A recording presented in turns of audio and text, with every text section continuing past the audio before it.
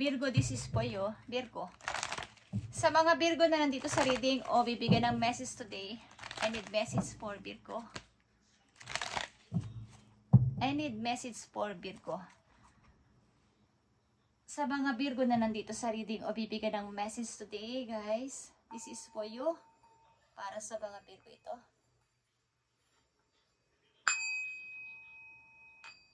Para to sa mga Virgo.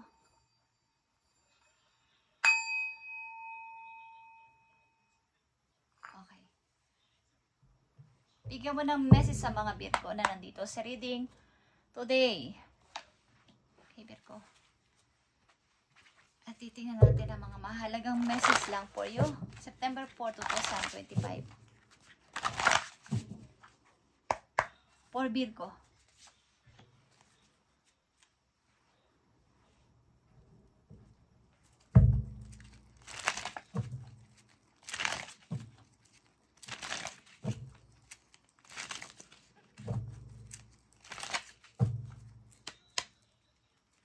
For Virgo, para to sa inyo.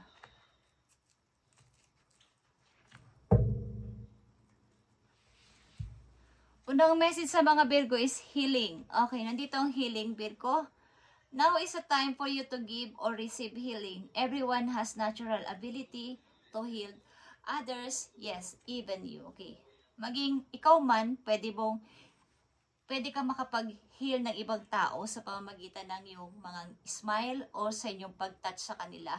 Okay, maaaring ito yung time na para sa pag-healing sa sarili. Okay, kung ano man ang inyong naranasan o naranasan sa inyong past o sa inyong kasalukuyan is, ito na yung time na maging maayos na. Okay, Virgo. At nandito ang beach fire. Stand up for yourself. Okay. Maaring may mga tumutulig sa'yo. Ano ba nito? May mga galit sa'yo o something na may mga taong ayaw sa'yo. Ano ba ang inyong sitwasyon is stand up for yourself. Huwag mong pabayaan na ikaw ay kanilang husgahan. Huwag mong pabayaan na ikaw ay nandyan lang, nakalugmok. At ito yung time for you to give or receive healing. Give or receive. Okay guys, makareceive ng pagpapayo mula sa iba, makareceive ng mga magagandang words mula sa ibang tao, at maging masaya. Okay, Virgo, this is for you. Unang message for you is 10 of Pentacles, guys. Okay, ito ay kaperahan mo. Okay? 7 of Wands, katulad ng stand up for yourself. Ipaglaban mo at depensahan mo ang sarili mo. Maaring ilan sa inyo ay matagumpay na person at marami nang na-achieve sa buhay. At maaaring okay ka naman sa pananalapi this time. Ang ilan sa inyo. At nandito ang 2 of Pentacles.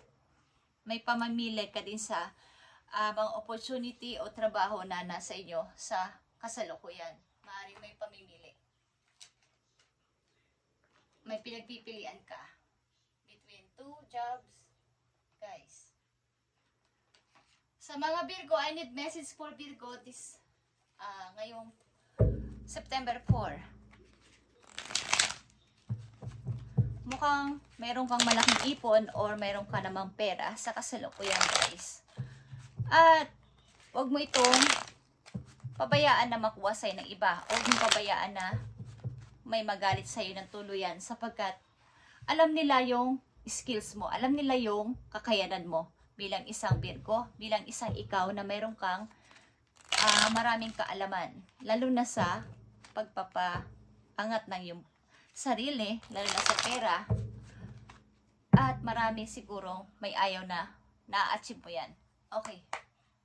Para sa mga Virgo, I need message po you ngayong September 4, 2025.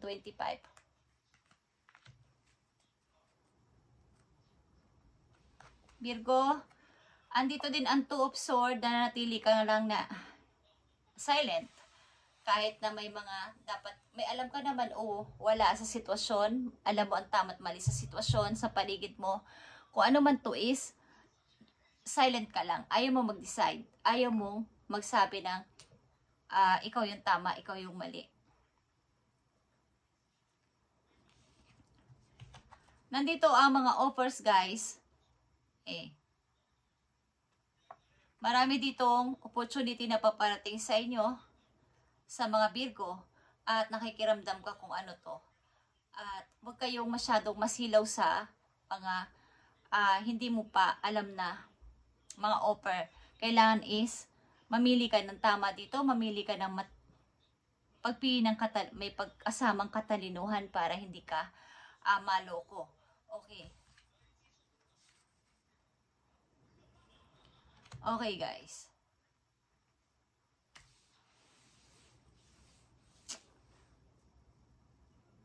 Maaaring sa inyong pamimili dito sa two works na to o sa pagtatrabahuhan nyo o tatrabahuhin nyo is meron kayong mga mamimiss, meron kayong mga maiiwan na mahal sa buhay, at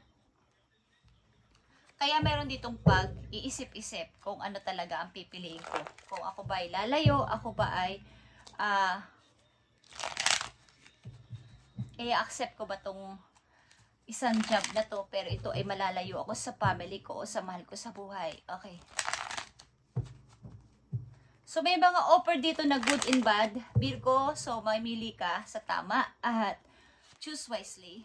Ibig ko sabihin, marami ditong alok na hindi tama, hindi okay, at mapapahama ka. Okay? At meron din namang magaganda. Kaya lang ay napakahirap talagang pumili dahil madami sila. Madami. Okay? May pagpipilian ka. Tingnan natin to, guys. Message for you, Virgo, ngayong September 4. September 4, para sa mga Virgo, ibigay mo ang tamang message dito sa kanila. Okay, Virgo. Matalino ka, like I said. Okay? Kayo ay mapagbasa na mga libro. Kung hindi man libro, kayo ay mga mapanaliksik sa internet, naghahanap ng kasagutan agad-agad sa iyong mga tanong sa iyong isip. Hindi kayo nauubusan ng tanong, bakit ganito, bakit kaya pwedeng ganito, at etc. etc. Mapanaliksik kayo. At ayaw yung nawawala ng hindi. Imbaga sa isang araw, meron kayong inaalam na isang, naguguluhan kayo sa word na yun o sa mga usapin na yun, meron agad kayong nire-research. At may kinalaman to sa pag-unlad nyo sa kaperahan. Okay. Yeah, guys, ito ay bago talaga na mga offer sa inyo. At ito ay magpapaunlad sa inyo, guys. At ito may kinalaman sa inyong mga hilig talaga. At magiging matagumpay ka dito, Virgo. Matalinong pagpili lang. Okay, nandito na naman ang Two of Swords. Kayo ay madalas mag-overthink sa mga Virgo na nandito. Madalas kayo mag-overthinking. May mga gumugulo kasi sa iyong isip. Okay. Tingnan natin ang message po you, Virgo.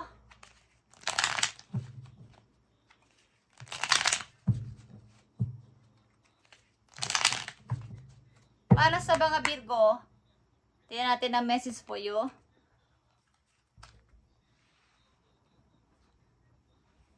Look past what you feel are your incapabilities. Instead, focus on everything you have achieved so far. It is okay to acknowledge your weaknesses, but keep in mind that they don't define you. Your strength and your beautiful soul are clear for all to see. Okay. Kumbaga, yung mga nangyari sa iyo sa past mo ay wag mo nang isip-isipin pa. Kaya nagkakaroon dito ng pag-overthink. Instead, mag-focus ka sa iyo mga na-achieve na marami ka nang nagawa. Marami ka nang kesa dati, ang layo na nang narating ng mga Virgo na nandito sa reading. Okay? So, i-acknowledge mo lang ang iyong weaknesses, yung mga kahinaan mo. Sabihin mo na, oo, tama, nagkamali ako sa ganito at ina-accept ko yun. Ang ilang kasi sa inyo ay, hindi nyo maamin sa sarili nyo na, mali ko yun. Nagkamali ako dun. Nagkamali ako sa pinili ko, nagkamali ako sa ginawa ko. Andun yung pagre-regret. Sayang naman. Sayang yung ginawa ko. ang ilan sa inyo ay nag-iisip na sa ginawa kong yun okay naman eh. Dahil ako yung pumili. Ako yung hindi nyo maamin na kaya nawala yun, kaya nasayang yun is kayo yung may kasalanan. Kaya nandito yung word na healing is now it's time for you to give or receive.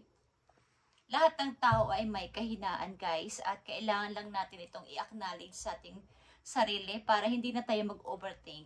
At kapag ito'y ating in-acknowledge at sinabi natin na ating kahinaan is ganito, ganyan is, mapapalitan nyo ng mga bagong, kumbaga in and out sa inyo ay bago na. Mapapalitan na yun.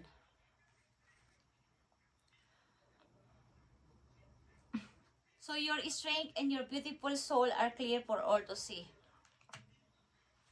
Okay guys. Mukhang ang ilan ng mga nangyari sa inyo sa nakaraan ninyong mga taon man yan o buwan is hindi nyo maamin-amin na nangyari yung because ako yung may kasalanan. Nangyari yung because napabayaan ko. Okay.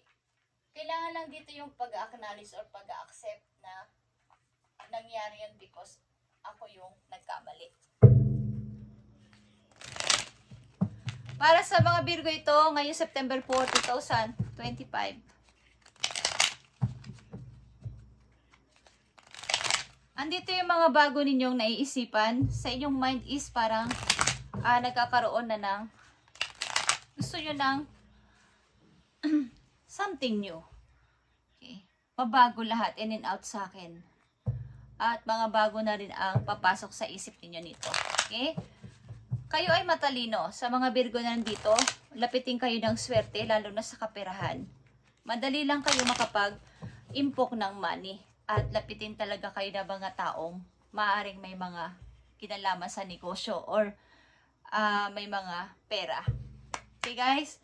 But, lapitin man kayo ng mga ganun tao is, malapit din kayo sa mga taong may ayaw sa inyo at maaaring nagsasalita ng masama po iyo.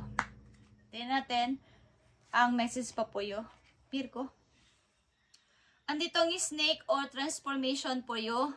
You will be shedding old skin and emotions and is transforming them into something bigger and better, Virgo. Changes is in the wind and you are at the center of it all as the catalyst. To smoothen the process, make sure that your intentions are clear and that you move forward with hope. Okay. Ito na yung time talaga na kayo ay naka-pace na doon sa direksyon ng pagbabago. Sapagkat, katulad nga ng snake, kapag sila ay nagpalit ng kanilang old skin, is napakabilis na nila at napakaganda. Okay? At malalaman at makikita na mga iba at makakilala ninyo yung inyong kapag nagpalit kasi ng old skin ng mga snake ay iniiwan nila yan kung saan at may nakakakita na kahit yung mga naghahanap ng ahas, di ba? Sasabihin nila, dito siya nagpalit ng kanyang balat. So sinusundan nila yon kung saan pwedeng dumaan yung nagpalit ng yung nakita nilang balat na yung kung anong ahas yun. Okay? So nakikita kung may mga tao na sumusunod sa inyo, either ito ay may good intention o bad intention sa inyo sapagkat alam nila na kayo ay nag-transform o naging maayos na o nagiging maayos na. So, stand up for yourself, katulad ng message dito po you, sapagkat ikaw ay lapitin ng swerte, lapitin ka din ng mga taong may ayaw sa'yo na ikaw ay umangat. Okay, just saying, ito yung nakikita ko guys. At kayo ay matalino talaga. Madali kayong magpaangat sa inyong sarili. At minsan, ito din yung inyong weakness na nandito na kasi ako sa tagumpay, tapos biglang nagkamali, tapos biglang may naninisi. So, kailangan lang dito, Virgo, ay pag-acknowledge sa inyong weaknesses para tuloy-tuloy ang inyong healing sa puso ninyo, okay? At mapalitan na mga bago yan in and out sa inyong emotion, sa inyong spiritual at sa inyong soul. Okay. So, andito ang transformation for you. Talagang ito ay nakatakda para sa'yo. ito ay bigger and better for you. Changes is in the wind. Okay, yan ay, kumbaga sa kasabihan, aamoy ko na. Kaya naaamoy ko na sa hangin ang nalalapit na pagbabago para sa akin. Thank you Virgo, and God bless sa inyo lahat guys, at pagpalain kayo ni God sa inyong mga gagawin, at ingatan ninyo inyong sarili, lalo na kapag kayo ay may mga ipon na at maiipon. Ingatan ninyo ito, at mayroon ka ditong 7 of Wands at Beach Fire guys. May mga taong may ayaw sa iyo sapagkat mararating at narating mo nang yung tagumpay. So pag-ingatan mo to, at huwag kang kumbaga doon ka dadalihin ang iyong emotion sa iyong paninisi sa sarili sometimes. Thank you Virgo, and God bless.